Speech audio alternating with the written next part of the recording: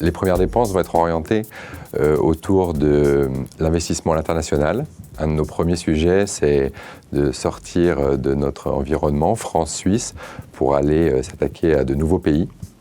On a choisi l'Europe plutôt que le reste du monde pour se concentrer sur des pays où on sera à 1 heure d'avion, où on pourra aller facilement piloter les investissements, et aussi parce que le marché adressable est très très gros déjà en Europe avant de s'attaquer à l'Asie et peut-être aux États-Unis plus tard.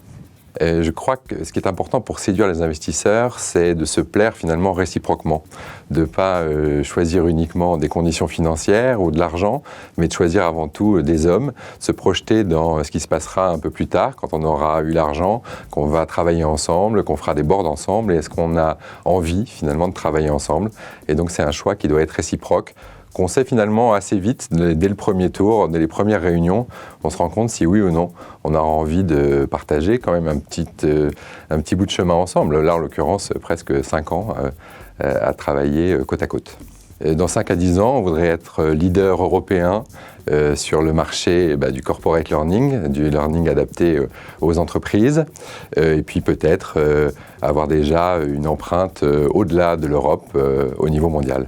Je crois qu'il faut garder la tête froide, c'est-à-dire qu'il faut garder l'esprit de frugalité qu'on a généralement quand on démarre sa start-up. C'est-à-dire au début, on est obligé de gérer sa trésorerie de façon très précise. On a souvent très faim, c'est-à-dire faim pour aller gagner de nouveaux clients. Il faut garder cet état d'esprit, ce qui est une vraie difficulté quand on a beaucoup d'argent à la banque et quand on se sent confortable. Il faut garder cet état d'esprit de frugalité et de ne pas perdre de vue, d'une part les objectifs et d'autre part la frugalité qu'on peut avoir dans les PME.